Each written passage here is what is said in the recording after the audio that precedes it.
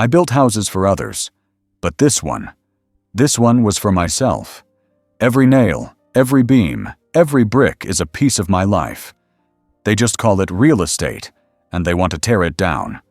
My own son, my daughter. They look at me like I'm an obstacle. But they don't know that this house is more than just walls and a roof. It has a soul of its own. And there is one thing I hid in its foundation 50 years ago. A secret that, if I reveal it now, could destroy not only their plans, but their very lives. If this story resonated with your soul, click subscribe and let me know in the comments which city or country you're listening from. I'm truly curious to know where you're tuning in from. My name is Jack. I am 82 years old, and for 60 of those years, I worked as a carpenter. My days now begin not with the sharp ring of an alarm clock, but with the gentle gray light of dawn filtering through the bedroom window. I framed myself. The routine is always the same. It begins with an inspection of the house. This house. I built it from the ground up on a plot of land I bought with the first real money I ever saved. It is the ledger of my life. Every joint and joist a testament to a day's hard work. Every room a chapter filled with memories. I started my morning walk on the back porch, the old floorboards groaning a familiar welcome greeting under my weight. The air was cool and smelled of damp earth, and the roses my late wife, Mary, had planted by the fence. My hands, though gnarled with age and etched with the fine white lines of 1,000 old cuts, still know the language of wood. I ran my palm along the cedar siding, feeling the familiar, rough texture, the way the grain had weathered over 50 seasons of sun and snow. I checked the caulking around the windows, my thumbnail pressing against the seal, testing its integrity. I walked the perimeter, my eyes scanning the roofline for any loose shingles, my feet noting the subtle shifts in the ground that told me the foundation was still holding true. The small wooden gate to the garden was sagging slightly, its latch no longer catching perfectly. It was a small thing, a minor imperfection, but in my world, things were either right or they were wrong.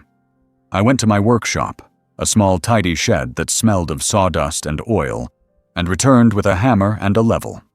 A few precise taps on the hinge, a slight adjustment to the post, and the gate swung true again, closing with a satisfying, solid click. Order restored. Inside, the house was quiet, holding the deep, settled silence of a place that has been lived in for a long time.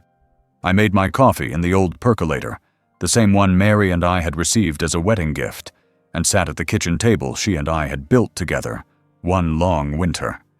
The sun, now fully risen, streamed through the window, illuminating the thousands of tiny scratches on the tabletop's surface, a geography of 50 years of family dinners, of children's homework, of joys and sorrows shared over this very piece of wood. My life was simple, as solid and as understandable as a well-fitted dovetail joint.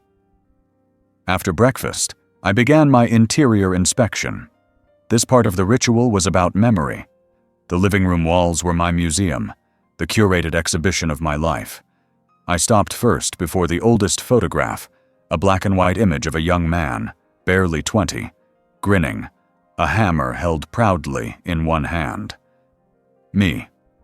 My arms were thin but strong, my face full of a fierce, uncomplicated ambition. I remembered the feeling of that day, the sheer intoxicating power of turning a blueprint into a physical reality, of raising a wall with my own 2 hands. Next to it was a photograph of me and Mary, standing on this very piece of land before a single board had been laid.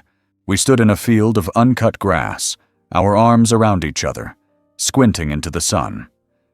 We were not just looking at a camera, we were looking at a future we planned to build together, right on this spot. I had built the structure, the bones of this house, but she had been the one to fill it with life, with warmth, with a soul. The silence she had left behind 10 years ago was the one imperfection in this house that I could never fix. And then, the pictures of the children. Mark and Amy, as toddlers, playing in a pile of sawdust in what would one day be this living room. Mark and Amy, a few years older, proudly holding up a crooked birdhouse we had built together in the workshop. Their school pictures, their graduation photos. They had grown up within these walls. Their heights were still marked in faint pencil lines on a doorframe in the hallway. This house was not just my story, it was theirs too. Every scuff on the floorboards, every faded patch of wallpaper was a part of our shared history. Or, so I believed. I finished my tour and settled into my old armchair, the worn leather and soft cushions shaped to my body by decades of quiet evenings. I looked around the room, at the solid oak beams overhead, at the stone fireplace I had built with field stones cleared from this very land. Every nail, every beam, every brick was a part of me, a physical manifestation of a life spent in honest, productive labor. This house was my legacy, my final definitive statement. It was a good house. It was strong and true, and it was mine. I sat there in the quiet, morning light, a profound sense of peace settling over me. My world was in order.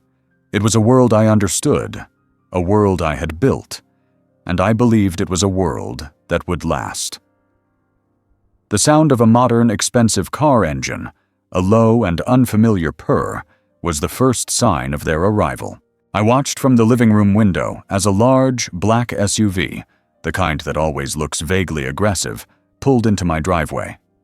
It seemed to take up the entire space, a dark, gleaming intrusion into the quiet landscape of my life.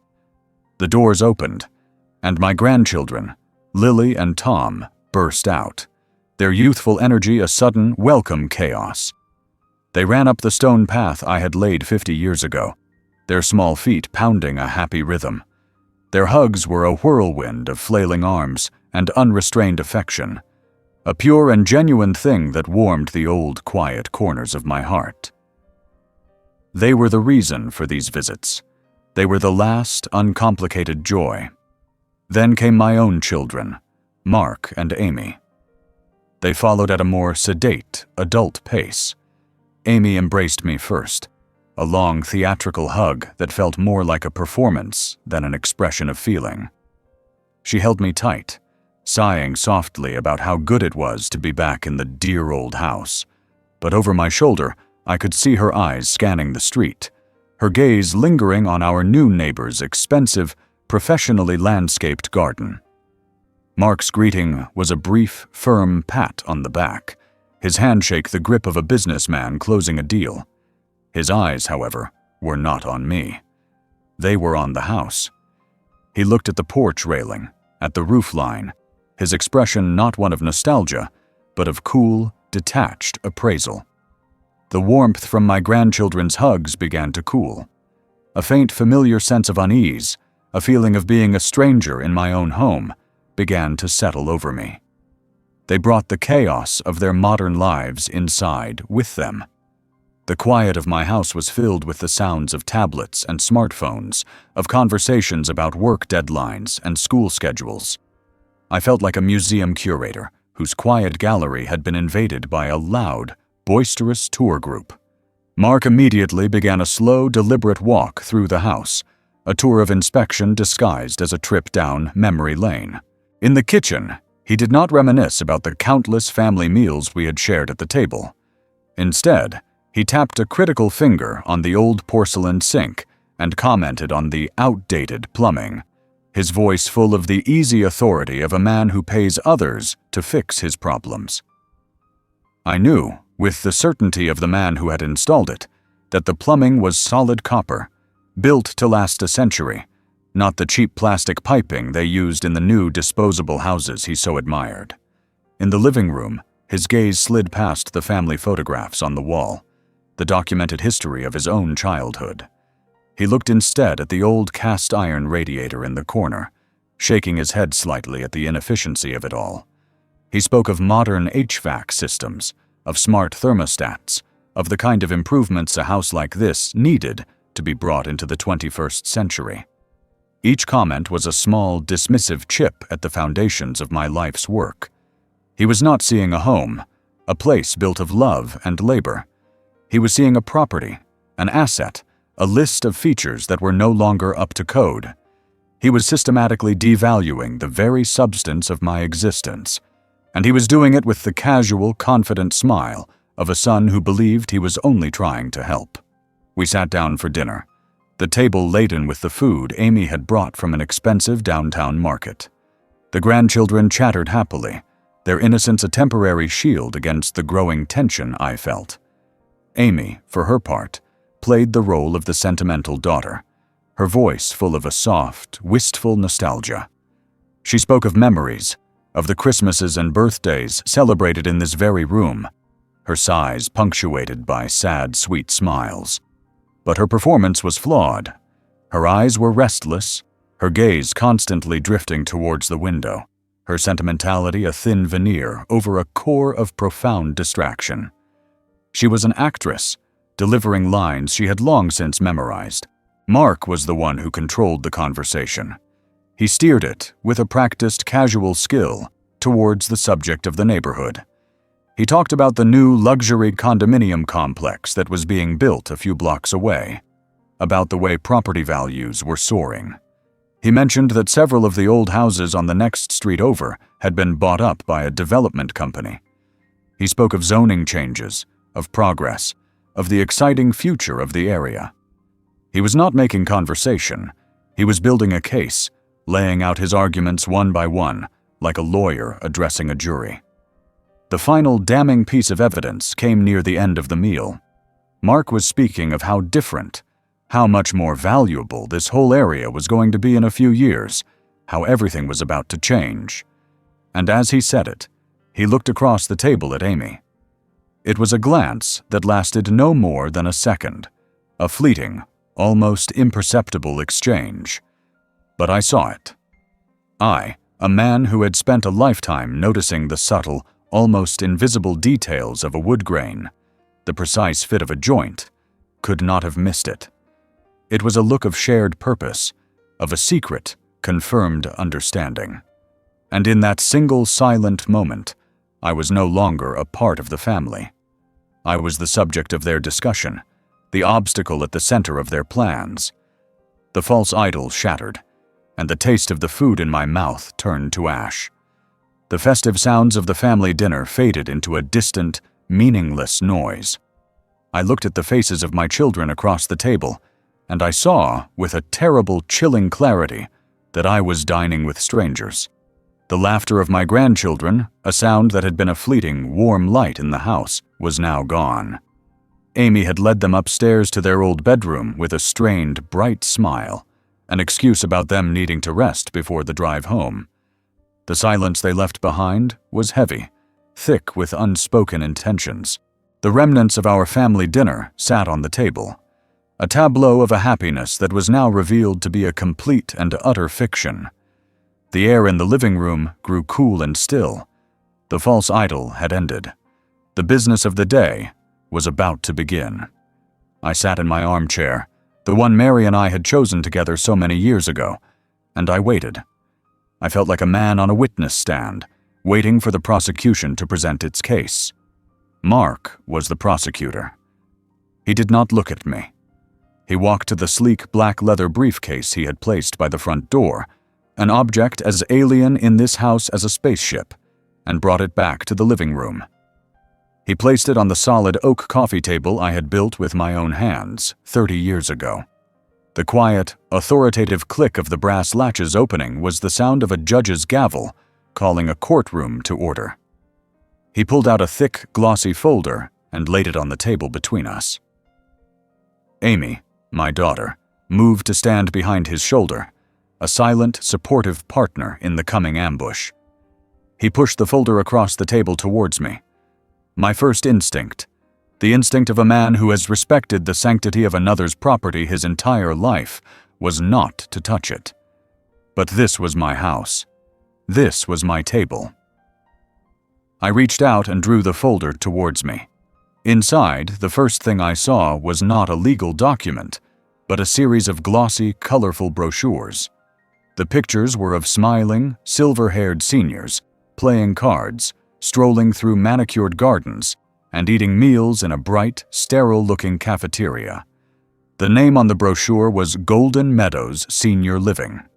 It was an advertisement for the box they intended to put me in, the neat, orderly final chapter they had written for my life. Beneath the brochures were the real instruments of the betrayal. A stack of thick, legal-sized papers filled with the dense, impenetrable language of the law. A real estate contract. A power of attorney form. I scanned the pages, my eyes, though old, still sharp enough to read the fine print. I saw the name of the development company Mark had so casually mentioned at dinner. I saw the proposed sale price for my home, a figure that was insultingly low, and I saw the blank lines at the bottom of each page, waiting for my signature, waiting for me to willingly sign away my life, my history, my home. Mark began his presentation. He did not speak with the voice of a son, but with the smooth, practiced cadence of a salesman. He spoke of my comfort, of my safety. He pointed to the glossy pictures of Golden Meadows, describing the on-site medical staff, the prepared meals, the freedom from the burdens of home ownership. He was selling me a prison and calling it a paradise. Amy chimed in, her voice a soft, cloying melody of concern. She spoke of how she worried about me, all alone in this big old house. She touched my arm, her touch light and cold, and spoke of how this was the best thing for me, for all of us. It was a beautiful, well-rehearsed performance of love and care, and it was the most profoundly dishonest thing I had ever witnessed. I listened in silence, my gaze fixed on the papers before me. I saw the entire plan laid bare. Their words of concern were a smokescreen for their greed. They did not see a father. They saw an obstacle. They did not see a home. They saw an asset, an undervalued piece of real estate sitting on a gold mine of development potential. The memories they had so tearfully spoken of at dinner were just liabilities to be cleared away before the bulldozers arrived. I slowly closed the folder. I placed my hands on top of it and pushed it back across the table towards them. I looked my son in the eye, and I shook my head. A single silent and absolute refusal. The masks fell. The transformation was instantaneous and terrifying. The smooth, concerned face of Mark the salesman vanished, replaced by the cold, hard face of a predator whose prey had just refused to walk into the trap. The soft, sentimental expression on Amy's face curdled into one of haughty, undisguised contempt. The pretense was over. The coldness that had been a subtle undercurrent all day now flooded the room. Mark leaned forward, his finger jabbing at the folder. He spoke, and though I heard no sound, I saw the words form on his lips, the threat laid bare.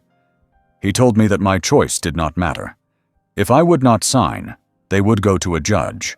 They would speak of my age, of my grief, of my stubborn refusal to accept their help. They would have me declared incompetent, a man no longer capable of managing his own affairs. They would take control. They would get the house, one way or another. A hot, white anger, an emotion I had not felt in decades, rose up in me. I stood up from my armchair, my body, old and stiff, suddenly filled with a rigid, unbending strength. I was no longer a father being lectured by his children. I was a man, in his own home, facing down a pair of thieves. The argument that followed was a silent storm of furious gestures, of accusatory glares, of a lifetime of resentments and disappointments played out in the space of a few terrible minutes.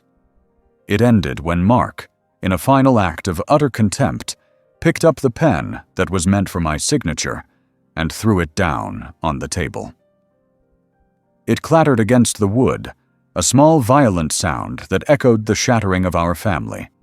They turned and left, gathering the now silent grandchildren, who looked at me with wide, frightened eyes. The front door closed behind them, the click of the latch a sound of absolute finality. I was alone, in the center of my living room, the glossy brochures and the legal papers still spread across my table like the wreckage of a plane crash. And I felt the solid, dependable foundations of the world I had built with my own 2 hands begin to crack. The sound of their car, pulling away, was a final, definitive severing. I was left alone in the living room, a ghost in my own home, the silence rushing in to fill the space their anger had occupied. On the coffee table, the glossy brochures for Golden Meadows and the stark legal documents they had left behind were like a stain, a contamination of the sacred space of my family. I did not move for a very long time. I remained in my armchair as the afternoon light outside the window softened and grew long, and then faded into the deep, bruised purple of twilight. The house grew dark around me, and I did not turn on a single lamp. I sat in the darkness, a captain on the bridge of a sinking ship, feeling the slow, cold water of the betrayal rise around me. Sleep was an impossibility, a distant country I could no longer visit. In the dead of night, I rose and began to walk through the house. It was a patrol, a final inspection of a territory that was no longer secure. My hand trailed along the smooth plaster of the walls, a surface I had troweled myself. I ran my fingers over the carved banister of the staircase, a piece of oak I had spent a week shaping. Each object, each surface, was a piece of my own history, a testament to a life of hard, honest work. And each object now seemed to mock me. This house was not a home to my children. It was an asset to be liquidated. I was not their father. I was an obstacle, a stubborn old man to be managed, and, if necessary, to be broken. The feeling was not one of anger. Not yet. It was a profound, hollowing grief, the feeling of a builder watching his own creation be scheduled for demolition by the very people he had built it for. I ended my patrol in the kitchen, the heart of the house. The moon was high, its cold white light slanting through the window, illuminating the faint pencil-marked lines on the door frame that had tracked the growth of my children. I stood there, looking at the marks. Mark, age 6, Amy, age 4.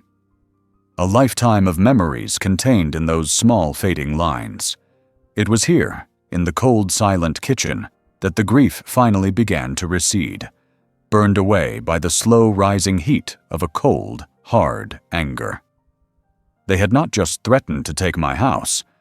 They had threatened to erase my history, to declare my entire life, my competence, my very identity, null and void.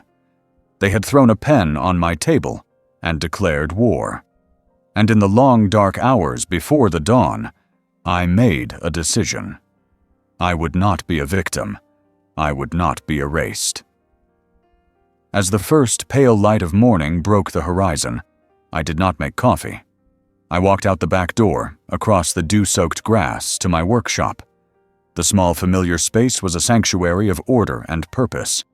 I went to a large wooden chest in the corner, a chest filled with old blueprints and work journals from decades of projects. Beneath them, wrapped in an old oilcloth, was a heavy, boxy, handheld tape recorder, a dictaphone. It was an old model from the 1980s, a tool I had used on job sites to record measurements and notes, its plastic casing scarred and battered from years of use. I found a package of blank cassette tapes, still in their cellophane wrapper, and a set of fresh batteries. The weight of the recorder in my hand was a solid, reassuring thing. It was a tool, and I was a man who knew how to use tools. I did not go back into the house. I sat down on the top step of the back porch, the porch I had built to watch 1,000 sunrises.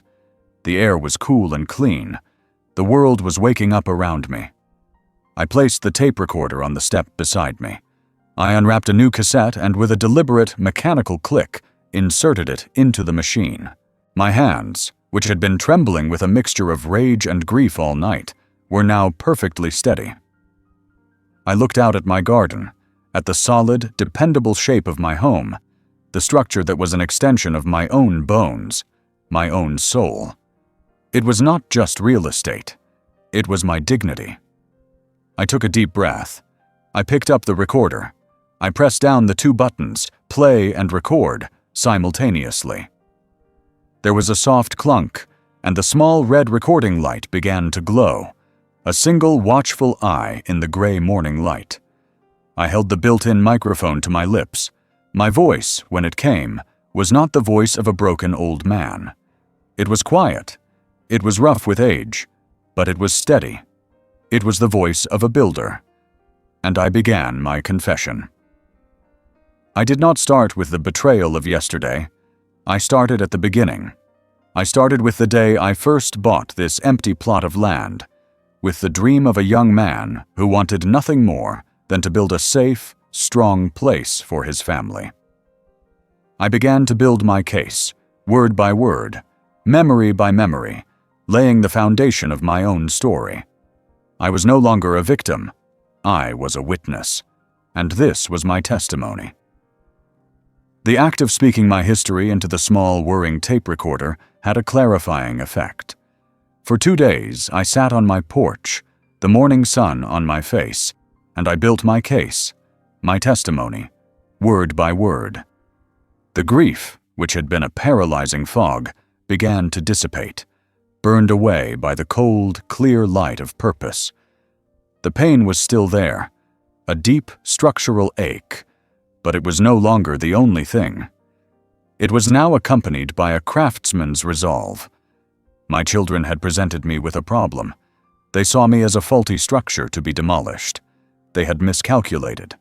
A good carpenter does not just know how to build. He knows how to find the weaknesses in a design, how to test for stress points, how to dismantle a thing piece by piece. My defensive perimeter was established on those cassette tapes. Now it was time to make my first offensive move. My plan would not be a frontal assault. It would be quiet, precise, and it would move along 2 fronts simultaneously, the legal and the emotional. I began with the legal. I went into my study, a room where the air still felt heavy with the memory of their betrayal, and sat at my desk. I pulled my old, heavy rotary phone towards me. I had an old address book, its pages soft and yellowed, filled with the names of men I had worked with and for over the years. I found the number I was looking for. Arthur Jensen, a lawyer who had helped me with the original title deed for this land 50 years ago. He was an old man now, like me, a man who understood the value of a solid foundation. I dialed his number, the slow mechanical whir of the rotary, a sound from a more deliberate time. I did not intend to tell him the whole ugly truth. A man does not easily speak of the treason of his own children. My pride, what was left of it, would not allow it. I constructed a pretext, a plausible cover for my inquiry. I told him I was in the process of updating my will, that I wanted to ensure the house, my primary asset, was protected for my grandchildren. I framed my questions as the due diligence of a prudent old man. I did not ask if my children could have me declared incompetent. I asked, instead, about the specific legal statutes in our state that defined testamentary capacity. I asked what kind of medical or psychological evidence was required to challenge a property owner's right to manage his own affairs. I listened, my pen making neat, clear notes on a fresh legal pad. Arthur, bless his methodical old heart, explained the process in dry, legalistic detail. He spoke of physician assessments, of court-appointed guardians, of the high burden of proof required to strip a man of his autonomy. He was, without knowing it, handing me the blueprints to my children's strategy, and in doing so, revealing all of its structural weaknesses. He confirmed my suspicion that their threat was not an easy one to execute. It was a long, ugly, and uncertain road. I learned what I needed to know. The law, at least for now, was on my side. I thanked him for his time, the conversation leaving me armed with the one thing a good craftsman values above all else: precise information. The second front of my attack was more subtle. It was aimed at the one potential weak link in my children's conspiracy, my granddaughter, Lily. She was a good kid, caught in the middle of her parents' ugly ambition. I did not believe she was greedy, only that she was young and easily influenced. I needed to plant a seed of doubt in her mind, to force her to question the simple, pragmatic narrative her parents had surely fed her. I went to the old wooden chest where Mary had kept the family photo albums. I sat on the floor, the scent of old paper and dried lavender rising from the chest, and I began to search. I moved through the glossy, time-faded pages of our lives. I saw Mark and Amy as children, their innocent faces a painful contrast to the cold-eyed strangers who had sat at my dinner table. And then I found it, a photograph from the summer of 1985. It was a picture of me and a 16-year-old Mark working together, shoulder to shoulder, raising the frame of the very workshop that now stood in my backyard. We were both smiling, our faces slick with sweat, a shared look of pride and accomplishment between us. In the photo, Mark was not a predator in a suit. He was a boy, my son, learning the value of creating something real with his own two hands. It was a picture from a time before his values had become corrupted, before he had come to believe that the worth of a thing was determined only by its sale price. I carefully removed the photograph from the album. I found a piece of simple, clean cardstock and wrote a short message on it. The words were chosen with the same care I would use to select a piece of wood for a difficult joint. I did not accuse. I did not complain. I simply asked a question. I then went to my desk, found a stamped envelope, and addressed it to Lily at her university dormitory. I placed the photograph and the note inside. I did not seal the envelope immediately. I sat for a moment, holding this small paper missile in my hands, a piece of the past that I was about to launch into the present. It was a dangerous move, one whose outcome I could not predict, but a passive defense was no longer an option. I sealed the envelope and walked out to the mailbox at the end of my driveway. The day was bright and clear. I stood for a moment, the letter in my hand, and looked back at my house. It stood solid and true under the morning sun, a testament to a life of hard work and honest intention. It was my fortress, and it was now under siege. But I was no longer a man cowering inside its walls. I had begun my counter-offensive. I had started to gather my intelligence, and I had just launched my first psychological probe, aimed at the heart of the enemy camp. I lifted the metal flag on the mailbox and slid the letter inside. The first move was made. The game had begun. I sat in my workshop, the late afternoon sun slanting through the single dusty window, illuminating the familiar, orderly space. The air was thick with the scent of old wood, machine oil, and a lifetime of sawdust. My confession, my testimony, continued. The small red light on the dictaphone glowed, a silent, attentive witness. I had spent the morning recording the early history of the house, the story of its foundation, of the hope and the hard labor that had raised its frame from the bare earth. But a foundation I knew could have hidden flaws, cracks that would not reveal themselves for decades. And the same was true of a family. I looked over at the heavy steel toolbox that had been my father's before it was mine. It was a monument to 3 generations of honest work, and it was the scene of my son's first significant crime. It was time to add this memory to the record. I took a breath, pressed the record button, and let my mind travel back. The memory was from a hot, dry summer in the early 90s. Mark was 15, a restless age, an age when a boy's sense of self-worth can become tangled up in the things that he owns. He was a good kid, I thought, but he had a hunger for the new, the fashionable, a hunger I did not understand. His world was one of brand names and television commercials, a world of desires manufactured by others. My world was one of things made with your own 2 hands. That summer, the object of his desire was a pair of basketball shoes, a specific, ridiculously expensive brand endorsed by a famous athlete. He spoke of them constantly, of their air-cushioned soles and their designer logos. They were, in his mind, the key to a kind of social standing that had nothing to do with character and everything to do with appearance. I had told him simply that if he wanted them, he would have to earn the money to buy them. I offered him work, here in the shop, but he had scoffed at the idea of a summer spent sweeping sawdust and sanding boards. That week, I had just finished a large cabinetry job for a new house down the road. The client had paid me in cash, a thick wad of $20 bills that I had placed in the top tray of my toolbox for safekeeping before I could get to the bank. It was a substantial amount of money, the physical, tangible result of 2 weeks of hard, meticulous labor. I remembered the feel of the worn bills, the satisfaction of a job well done and fairly paid. I had to leave the workshop for a few hours that afternoon to pick up a load of lumber. Mark was at home, lounging in the house, listening to his loud music. I locked the workshop, as was my habit, but the lock was a simple one, and I knew that Mark had seen where I kept the spare key. I had never had a reason to distrust him, not a serious one. When I returned, the lumber loaded in the back of my truck, I knew instantly that something was wrong. A carpenter develops a sixth sense about his workspace. It is an extension of his own mind, a place where every tool, every object has a precise location. I could feel a subtle, invisible disruption in the air. The spare key was not hanging exactly as I had left it.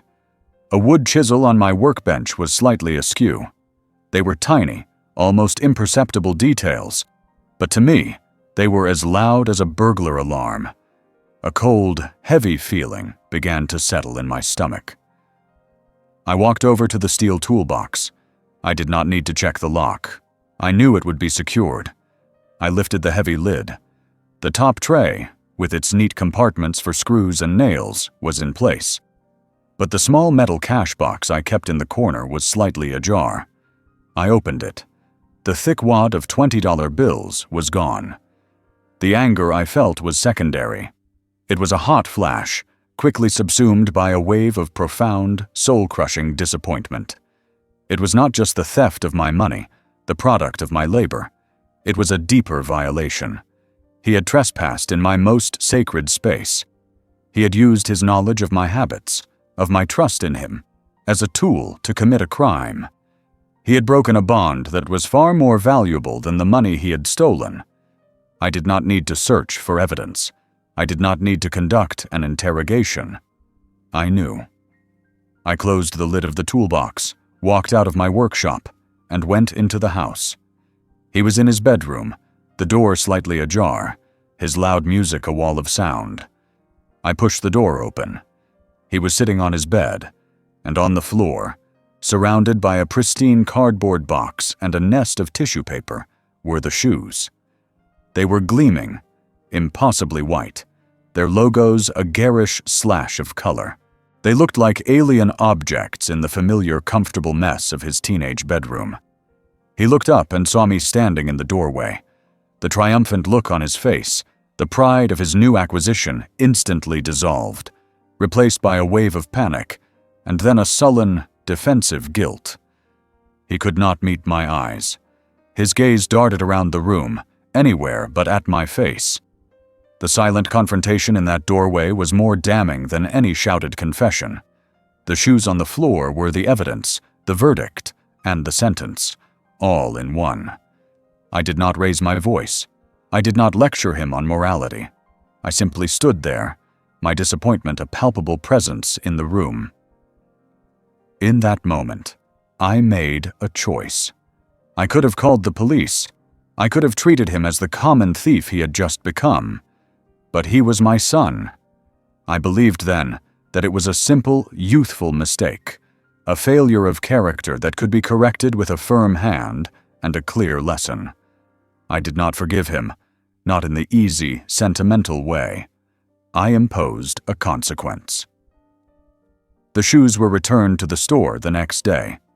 And Mark spent the rest of that long, hot summer in my workshop, not as a student, but as an indentured servant. He swept the floors, he sanded the boards, he stacked the lumber, he did every menial back-breaking task I could find, working off every single dollar he had stolen. I thought I was teaching him the value of money, the true cost of an object, which is the labor required to obtain it. I thought it was a lesson he had learned. I clicked the stop button on the recorder. The small reels whirred to a halt. I sat there in the gathering twilight of my workshop, the memory as vivid and as painful as if it had happened yesterday. I looked at the old steel toolbox. I understood now that I had been wrong. I had treated the symptom, but I had failed to cure the disease. I had believed his theft was an anomaly, a temporary fever of youth. I saw now that it had been the first clear presentation of a fundamental structural flaw in his character. The boy who had stolen a handful of bills for a pair of shoes and the man who was trying to steal my home for a real estate deal were one and the same. The scale of his greed had grown, but the nature of it had not changed. I had not fixed him then. I had only postponed the inevitable, greater betrayal that was to come. The two moves I had made, the quiet legal reconnaissance and the emotional probe aimed at my granddaughter, were followed by a week of profound, watchful silence.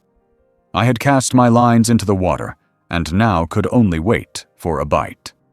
My days resumed their familiar, comforting rhythm, but underneath the surface there was a new and vigilant tension. I was a soldier in a quiet trench, maintaining my position, cleaning my weapon, and waiting for the enemy's inevitable counterattack. It came on a Thursday.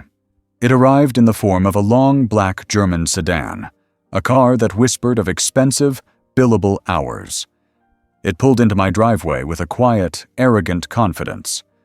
A man I had never seen before, young, dressed in a perfectly tailored suit that seemed designed to repel any form of dust or wrinkles, emerged from the car, carrying a slim, expensive briefcase.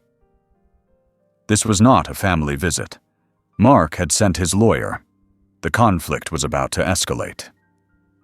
I met him at the door and led him into my living room, the same room where my children had delivered their ultimatum. I gestured to the comfortable armchair my wife had favored, but he declined to sit. He remained standing, a deliberate power move, his presence a stark, modern intrusion into the warm, worn comfort of my home. He paced the room slowly, his polished shoes silent on the old wooden floorboards, his eyes scanning not the family photographs on the walls, but the structural integrity of the ceiling beams, the age of the window frames. He was not a guest. He was an assessor, a man sent to evaluate the holdings of a target. I sat in my own armchair, my hands resting on the worn arms, and watched him, my body calm, my mind a cold, clear engine of observation. He began his assault not with aggression, but with a display of feigned, condescending sympathy. He spoke of his client's deep concern for my well-being. He spoke of the burdens of maintaining a large, old property. His voice was smooth, reasonable, the voice of a man accustomed to persuading people to act against their own best interests. From his briefcase, he produced a series of documents. They were thicker, more intimidating than the ones my son had shown me. He laid them out on my coffee table, a preliminary geriatric psychological evaluation from a doctor I had never met, full of clinical, dehumanizing language about cognitive decline and the challenges of advanced age. He laid out another, even glossier brochure for the Golden Meadows retirement facility. And finally, he laid out a new set of legal papers, their pages bristling with clauses and subclauses. He walked me through his threats, his finger tapping on the offending paragraphs. He pointed to the doctor's evaluation, a fraudulent document I knew would not stand up to scrutiny, but which was designed to intimidate. He pointed to the brochures, describing the 24-hour care, the structured, supervised life I could look forward to. And he pointed to the legal papers, explaining the legal process of establishing a conservatorship, of a court declaring me incompetent, and placing my son in full control of my assets, my property, my life. It was a textbook campaign of psychological warfare, a pincer movement of feigned concern and naked, legalistic threats, designed to make me feel old, confused, and powerless. I did not feel powerless. I felt a cold, quiet anger. While he spoke, I did not look at him. I looked at the legal pad that I had placed on the small table next to my armchair. On it were the neat, clear notes I had taken during my phone call with my old friend, Arthur. As the young lawyer spoke of the ease of having me declared incompetent, I looked down at my own notes, at the words, high burden of proof, and multiple independent evaluations required.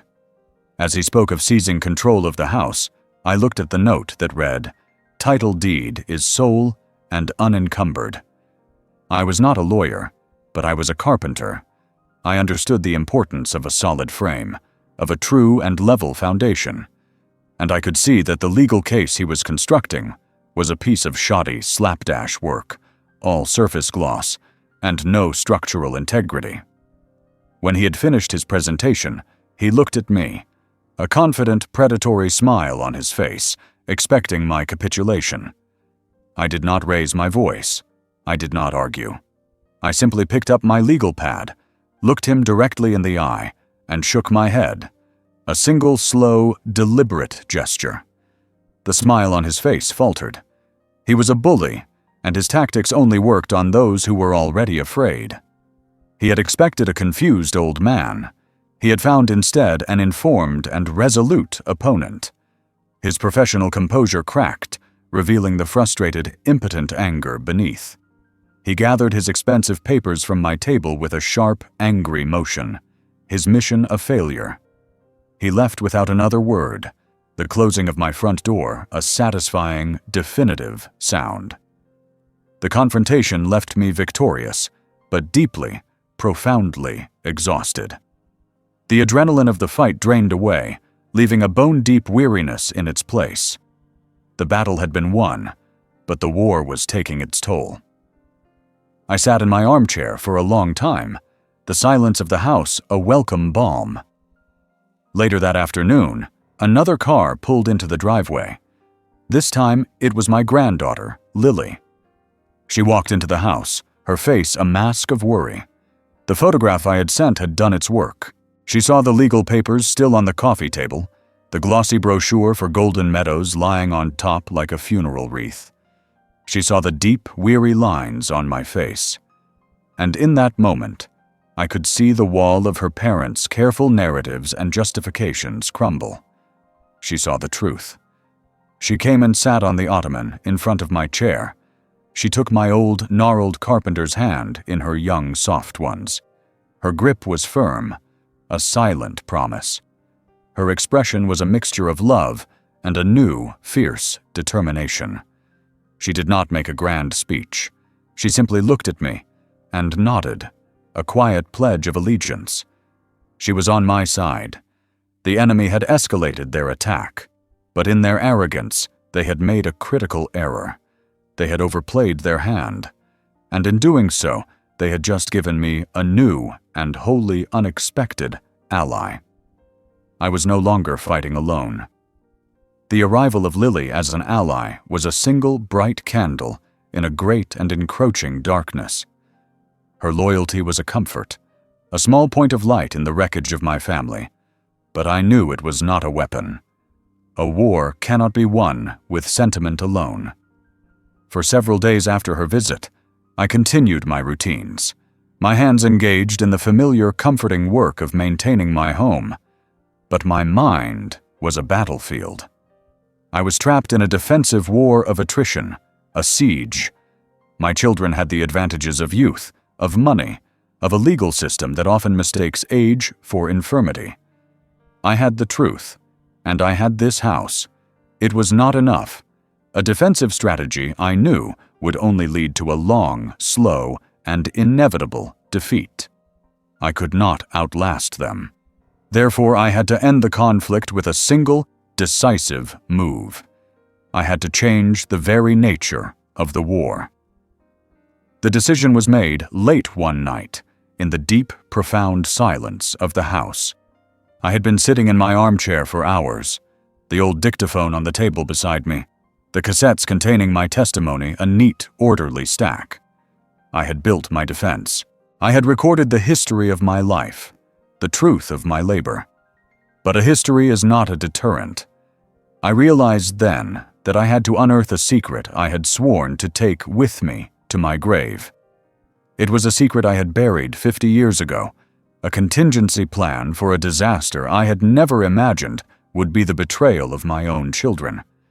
It was my final, most powerful weapon, and the thought of using it filled me with a deep and terrible sadness.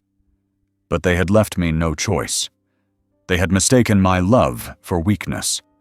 I would now be forced to show them my strength.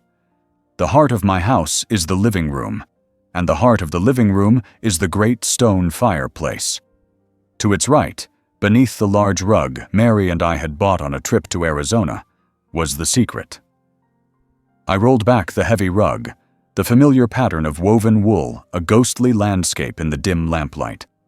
The oak floorboards I had laid and pegged myself were smooth and solid under my feet, all except one. I went to my workshop and returned with a small flat pry bar, its steel cool and heavy in my hand. I knelt down, my old knees protesting, and slid the tip of the bar into a nearly invisible seam. With a slow, steady pressure, I pried up the end of the board. It came away with a low groan of old wood, a sound of protest from the house itself, as if it were reluctant to give up its longest-held secret. A wave of cool, subterranean air, smelling of damp earth and 50 years of darkness, washed over me. I reached into the dark, hollow space beneath the floor. My fingers brushed against the rough surface of the concrete foundation, and then the cold, hard reality of the object I was seeking. It was a heavy, metal box, an old military surplus cash box I had bought half a century ago. Its green paint was flaked and peeling, its surface covered with a fine, powdery layer of rust. It was heavy. I gripped its handle and, with a great effort, lifted it from its hiding place.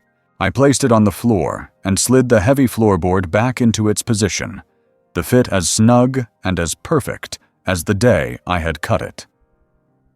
I rolled the rug back, and the secret was hidden once more, but the evidence of it now sat in the center of the room. I lifted the box and placed it on the coffee table, the same table where my son had thrown down his pen in contempt. The thud of the heavy metal on the wood was a sound of immense, indisputable authority. The box was locked, and the key was on a chain around my neck, where it had been for 50 years. I did not open it. The power of this secret, I knew, lay not in its revelation, but in its threat. I went to the small table by my armchair and retrieved the dictaphone. I inserted a new, blank cassette. I placed the recorder on the coffee table next to the rusting metal box. The juxtaposition was a strange one: the modern plastic recording device and the ancient, ironclad secret. I took a deep, steadying breath. I looked at the box, and my mind was flooded with the memory of the day I had found it, of the choice I had made. The weight of that long-kept secret was immense. I pressed the record button. The small red light glowed, and the soft whirring of the tape began. My voice, when I began to speak, was low and steady, devoid of the anger and the pain of my earlier testimony. This was not a confession. This was a final warning. I addressed my children by name. I spoke of the house, of my love for it, of their contempt for it. And then I gestured, for the benefit of the unseen audience of my recording, to the box. I described its shape, its weight, its place in the foundation of the house. I told the story of the secret it held, a secret I had intended to be their inheritance, a gift of security for their own children. I explained that their actions, their greed, and their cruelty had changed the nature of that inheritance. It was no longer a gift. It was now leverage. I stated, in a clear, unwavering voice, that if they did not cease their legal action, if they did not leave me to live out my days in peace in my own home, I would reveal the contents of the box. And I warned them that the revelation would not just end their scheme to take my house. It would bring a level of public scrutiny and official inquiry into their own lives that they could not possibly withstand. It would be their ruin. I finished speaking and clicked the stop button. The recording was a new, powerful piece of ammunition. I carefully removed the cassette from the machine. I placed it in a small padded envelope addressed to my lawyer, Arthur, with a short, simple note instructing him to hold it, sealed, until he received further instructions from me. It was an insurance policy. I sat back in my armchair, the heavy metal box a silent, powerful sentinel on the table before me. The balance of power in this war had just, irrevocably, shifted. I was no longer the besieged, defending the walls of my fortress. I had just revealed that I held a weapon of immense, destructive power. The reversal was complete. The next move was theirs. I let the tape recorder run in the silent living room, the soft whirring sound a quiet counterpoint to the heavy metallic presence of the box on the table. My threat was recorded, my ultimatum delivered to a small spool of magnetic tape. But a threat without context, without a history, is just empty bluster. They, and whoever else might one day listen to this confession, needed to understand the true nature of the secret I held. They needed to understand its weight, its history, the profound and solemn promise I had made to myself on the day it came into my life. I leaned closer to the microphone, the old metal box a cold, silent witness before me. And I began to tell the story of my greatest secret, a story I had not spoken aloud to another soul, not even to Mary, for 50 years. The memory began in the summer of 1975. I was a young man then, just 32, strong and full of a kind of fierce, unbreakable optimism that only youth can provide. I was in the early stages of building this house. The frame was up, a skeletal outline of a future, its new raw lumber smelling of pine and possibility under the hot summer sun. My days were long, a blur of physical labor from dawn until dusk. I was digging the footings for the foundation of the main fireplace, the heart of the home.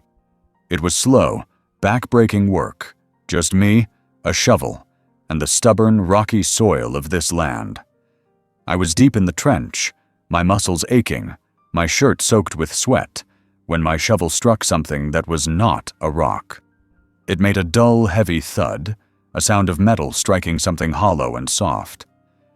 Curiosity overcame my exhaustion. I knelt in the trench and began to dig carefully with my hands, the cool earth a relief against my skin. I uncovered the edge of a small wooden box, its surface almost completely rotted away, its form held together only by a lattice of corroded iron straps. It was old, ancient. It had clearly been buried for a century or more. With a great effort, I worked it free from the earth and lifted it out of the trench. It was heavier than it looked, and I could hear a soft, metallic shifting sound from within. I carried it over to the shade of a large oak tree that stood at the edge of the property, and with the tip of my shovel, I pried the rusted iron hasp open. The rotted wood of the lid crumbled away in my hands. I had expected nothing, perhaps just an old, empty container. I did not expect to find a fortune. Inside, nestled in the tattered, oil-smelling remains of what might have been a canvas bag, were coins, hundreds of them. They were not bright and shiny, but dark, almost black with the tarnish of 100 years spent in the dark earth. They were heavy, their surfaces worn smooth in places, their designs unfamiliar. I took one in my hand. It was larger and heavier than any modern coin. I rubbed the dirt from its face and could just make out the profile of a woman with a cap and a date from the 1800s.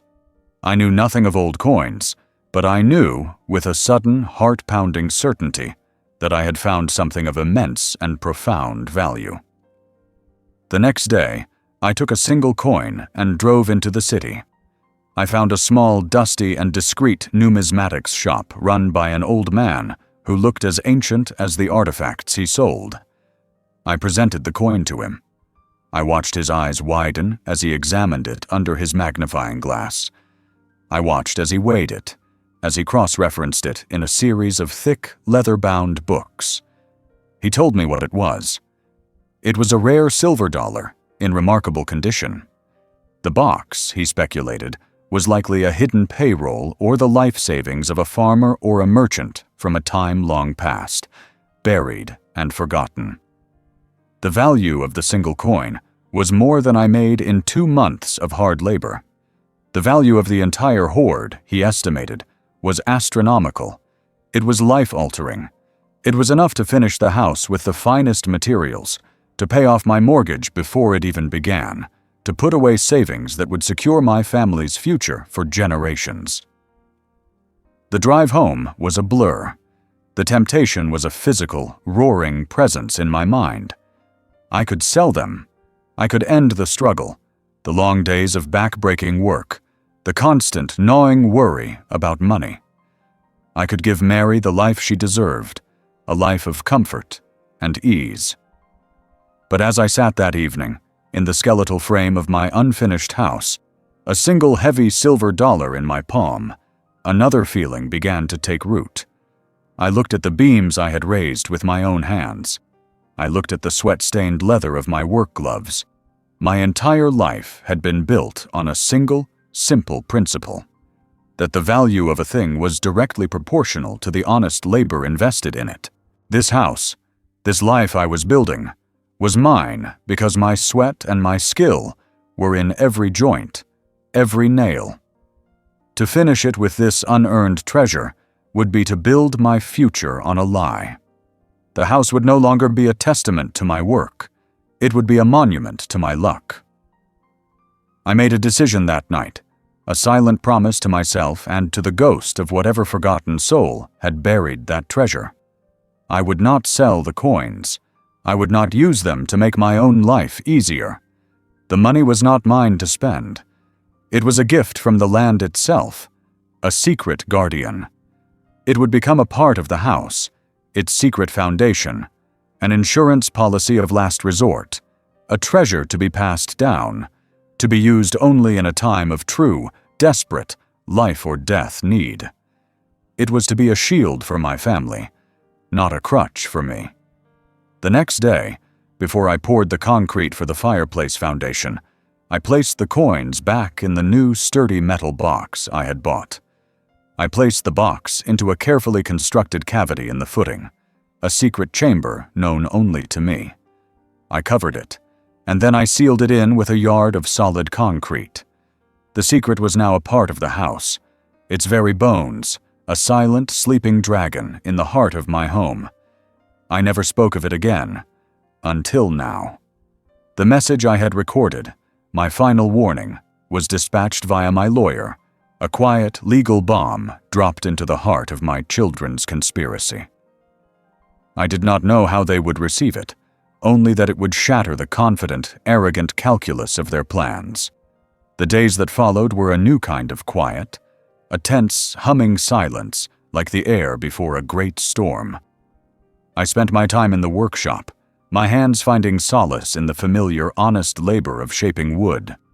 I was restoring an old rocking chair, a piece Mary had loved, the work a moving meditation, a way to keep my mind steady while I waited for the inevitable thunderclap of their response. It came not as a letter from a lawyer, but as a desperate, frightened visit from my granddaughter. Lily arrived on a Saturday, her car pulling into the driveway far too fast. Her face was pale, her eyes red-rimmed, her usual youthful brightness extinguished by a profound and adult distress. She walked into my house, carrying not just her backpack, but the heavy weight of her parents' corruption. She sat at my kitchen table, the same table where I had once sat in shock, and she slid her smartphone across the wooden surface towards me. On the screen was a long chain of text messages from her mother, my daughter, Amy. I read them, and the last lingering embers of fatherly affection in my heart turned to cold, hard ash. The messages began with persuasion, with Amy's familiar cloying performance of love. She spoke of Lily's future, of the financial security that the sale of my valuable property could provide for the entire family. Then, the messages shifted to overt bribery. She offered Lily a substantial sum of money, a pre-inheritance, if she would only agree to support them, to speak to the doctors, to tell a court, if necessary, that her dear old grandfather was confused, that he was becoming a danger to himself.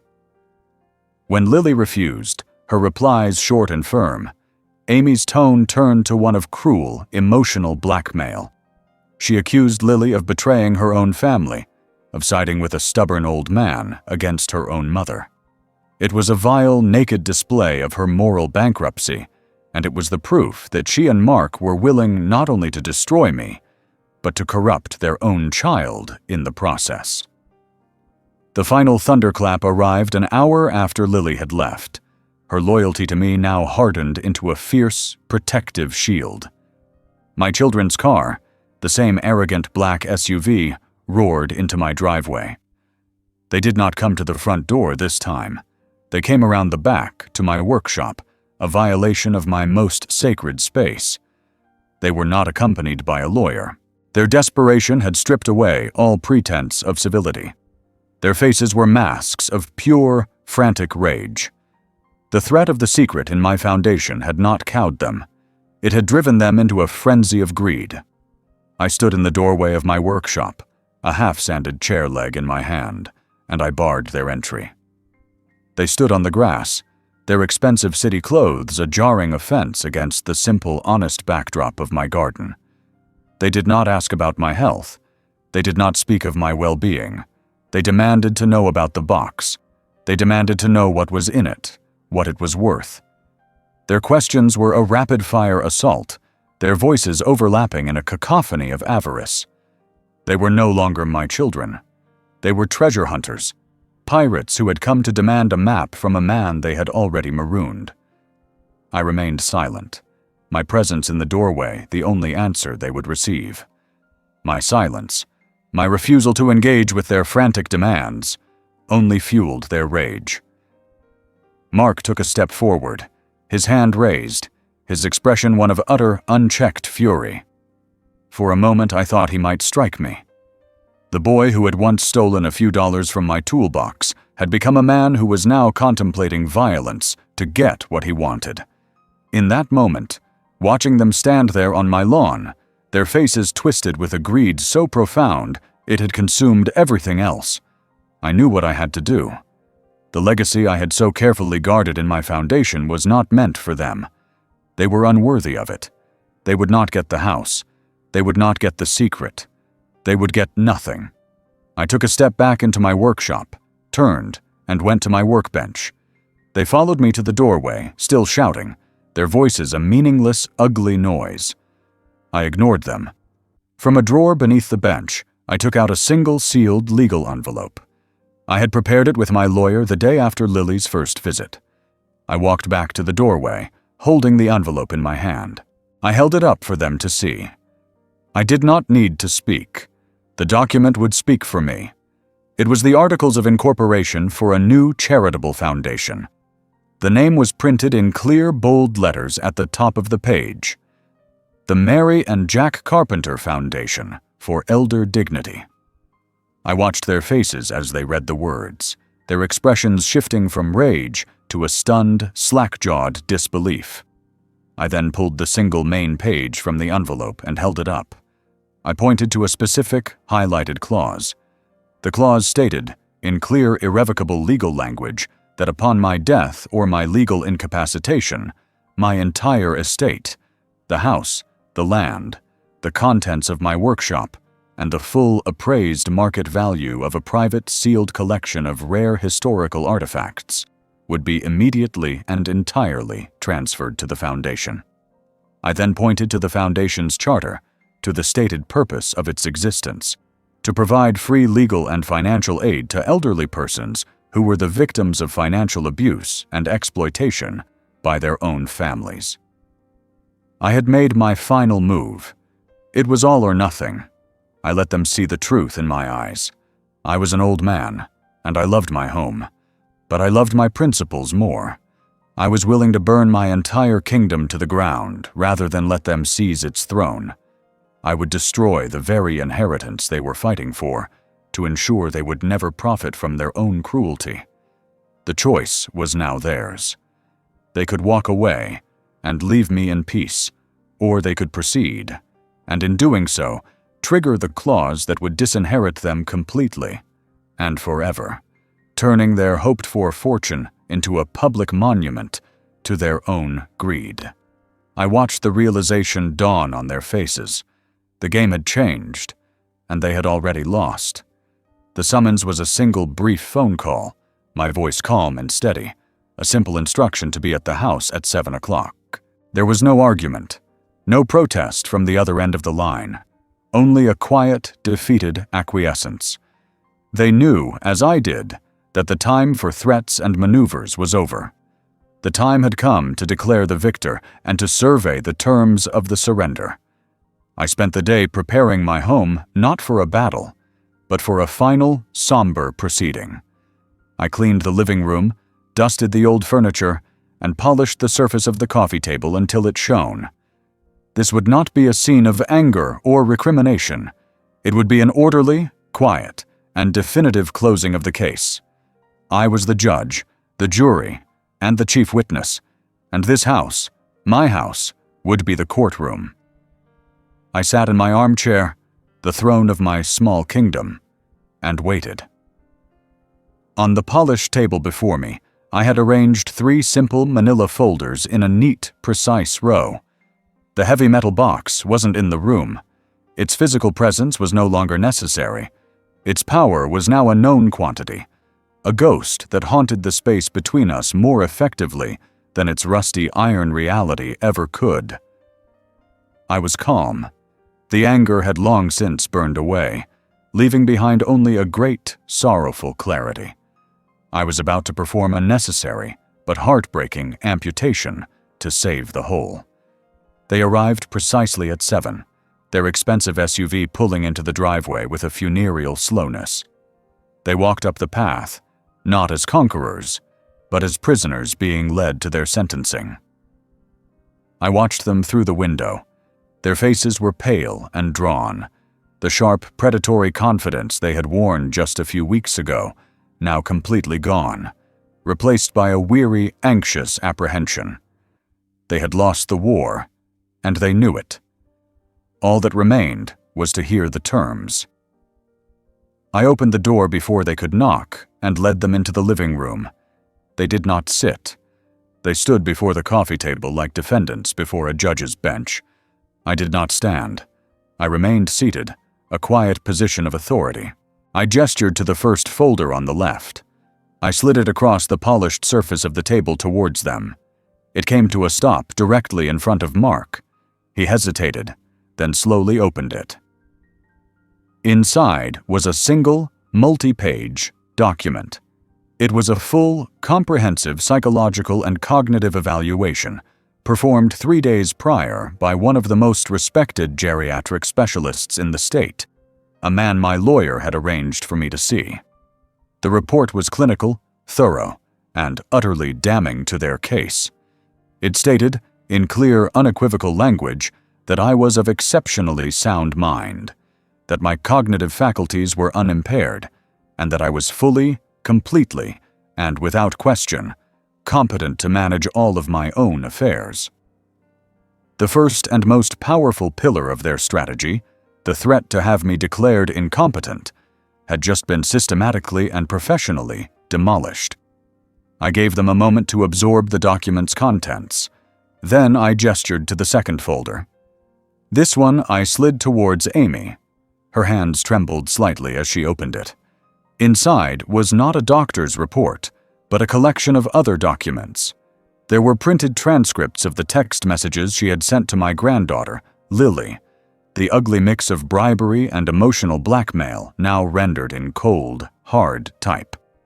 Alongside them was a sworn affidavit from Lily herself, detailing the pressure her parents had put on her to lie about my mental state. And finally, there was a detailed summary from a private investigator hired by my lawyer, which outlined the meetings Mark had held with the property developers, meetings that had taken place months before they had ever approached me. It was the complete, undeniable proof of their premeditated conspiracy. I had just shown them that I knew not only that their case was a lie, but that I could prove in a court of law their malicious intent. The second pillar of their plan, their pretense of acting in my best interest, had just been turned to dust. They stood in stunned silence, the evidence of their own treachery laid bare before them on the table. The final act was at hand. I reached for the third and final folder. This one was thinner, lighter. I slid it to the center of the table between them. Inside was not a document. It was a single professional high-gloss photograph. They both looked down at it. The photo was a close-up, a museum-quality image of a single beautiful tarnished silver coin. Every detail was visible. The profile of the woman in the cap, the date from the 19th century, the unique imperfections that spoke of its age and its immense rarity. I had taken one coin from the box and had it professionally photographed and appraised. I was making the abstract, mythical treasure a tangible, undeniable reality. I let them stare at the image of the wealth they had tried to steal. Then, from my shirt pocket, I produced a single stamped envelope. I placed it on the table next to the photograph.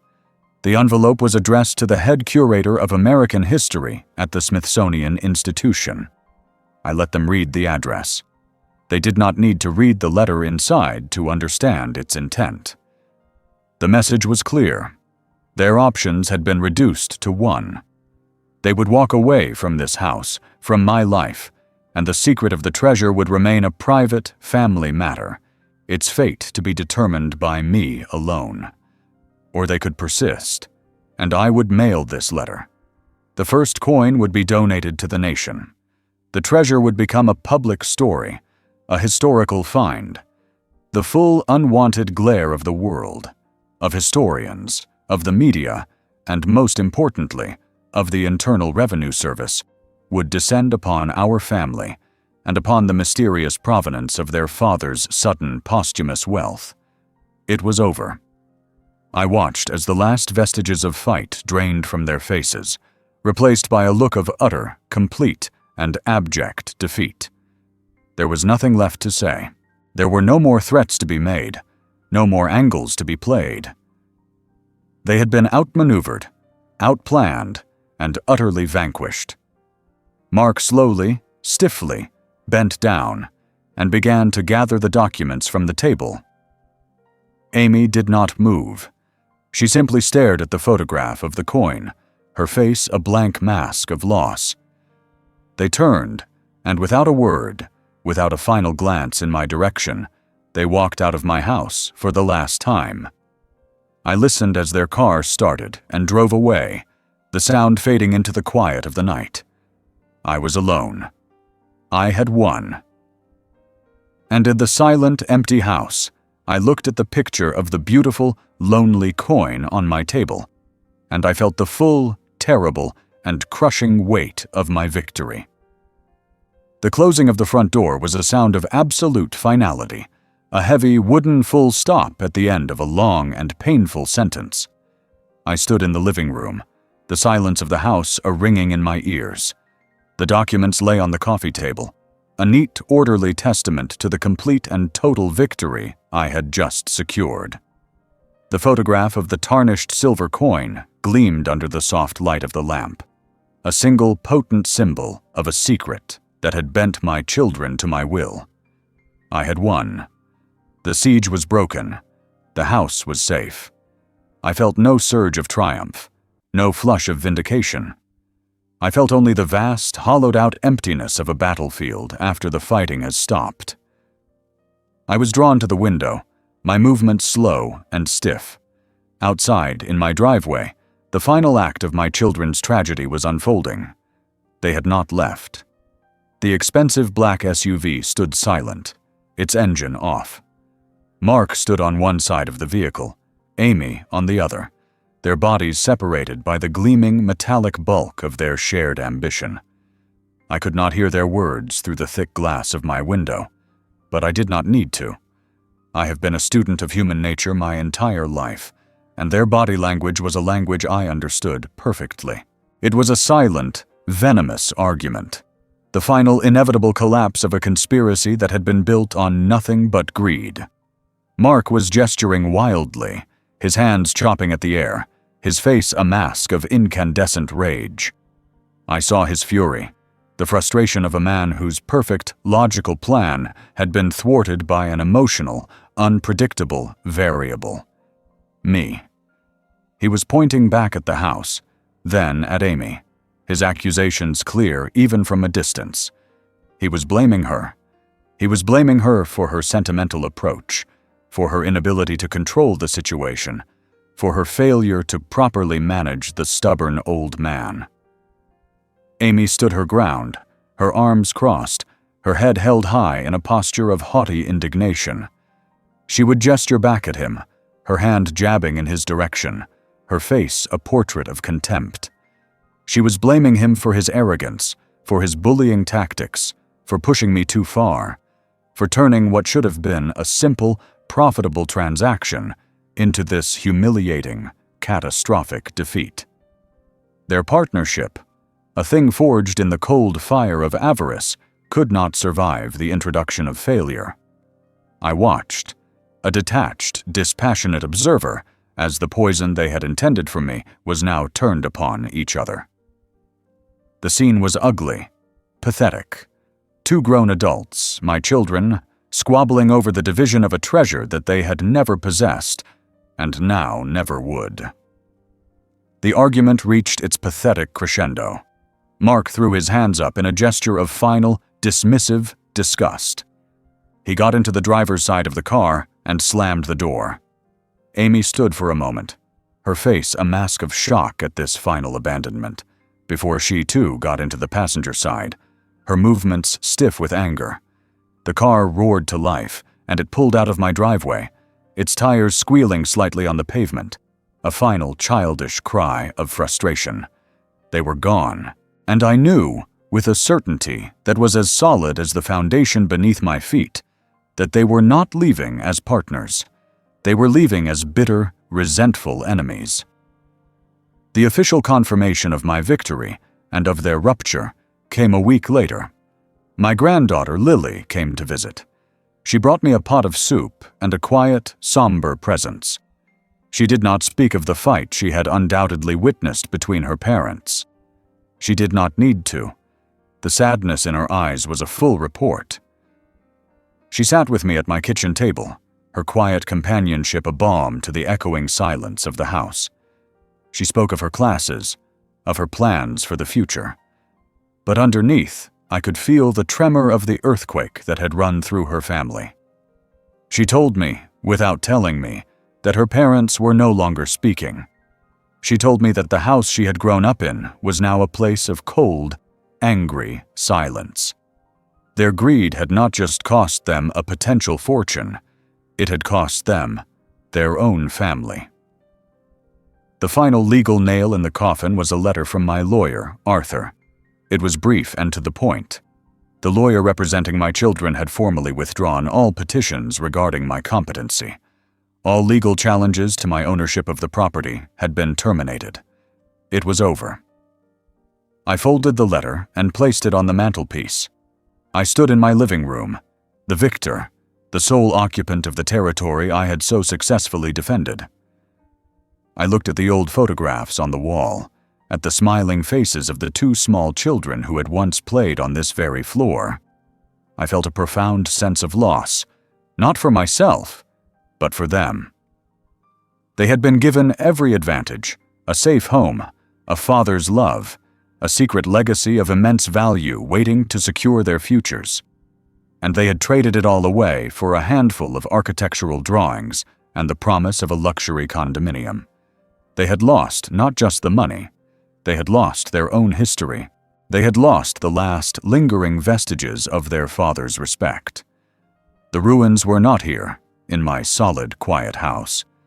The ruins were in them. The silence that followed their final defeated departure was different.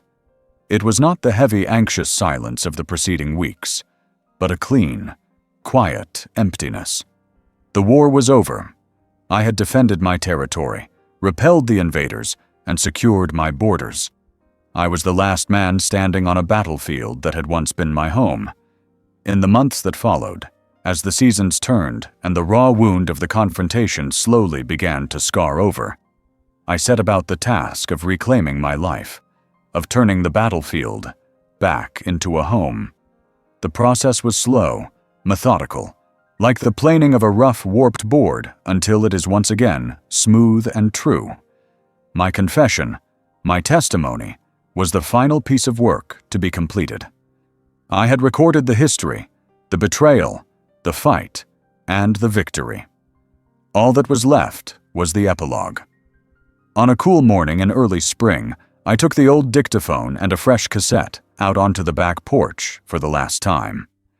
The air was new, full of the scent of damp earth and the promise of new growth. I sat on the top step, the same spot where I had begun my recording, and I pressed the familiar buttons. The small red light glowed. I began to speak, my voice quiet, the words coming not from a place of anger or pain, but from a place of deep, somber reflection. I spoke of the house, of what it meant. I explained that it was not an asset, not a piece of real estate, but a living thing, a chronicle of a life written in wood and stone and nails. It held the memory of my wife's laughter and the echo of my children's footsteps. It was the repository of my own labor, the physical proof that my life had meant something, that I had built something that was meant to last. I spoke of my victory, not with pride, but with a profound and heavy sadness. I had saved the structure, but I had lost the family it was built for. They had not contacted me again. My son and my daughter were now just ghosts, figures in old photographs, their living selves as distant and as lost to me as my own youth. The price of my dignity, I recorded, had been my own heart.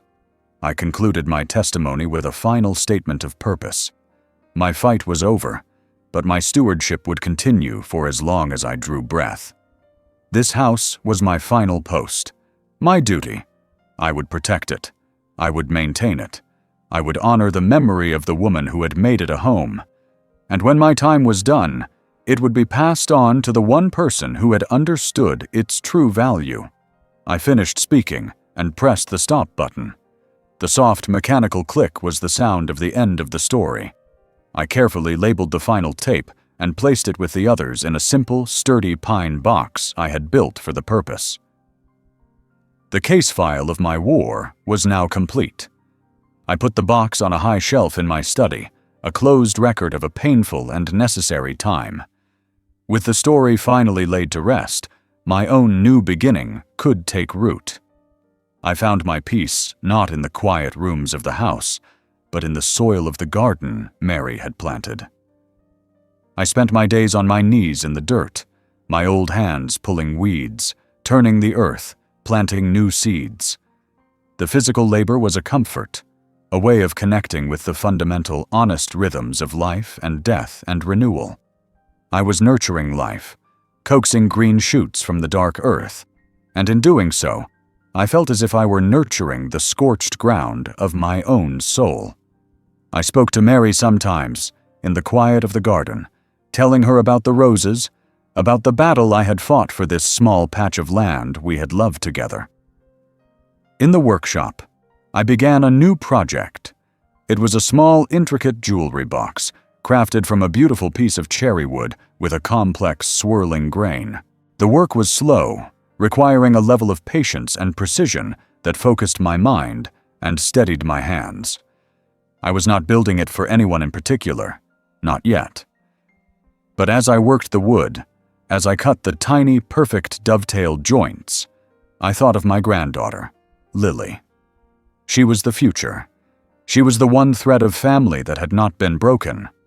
The box was a repository of a different kind of hope, a belief that the skills and the values I held could be passed on, that the line was not completely severed. The house, once a fortress, slowly became a home again. I would walk through its quiet rooms in the evenings, and the ghosts of the conflict were beginning to fade, replaced by the older, gentler ghosts of my life with Mary. The silence was no longer empty. It was peaceful. My new beginning was not a grand, dramatic event. It was a slow, quiet, and deliberate rebuilding of a life. It was the acceptance of my solitude, the rediscovery of the simple, profound joy of a job well done, of a garden well tended. I sat on my porch as the sun went down, the finished polished jewelry box on the small table beside me. I was not a happy man. Happiness was a luxury, a feature of a life that was no longer mine. But I was a man at peace.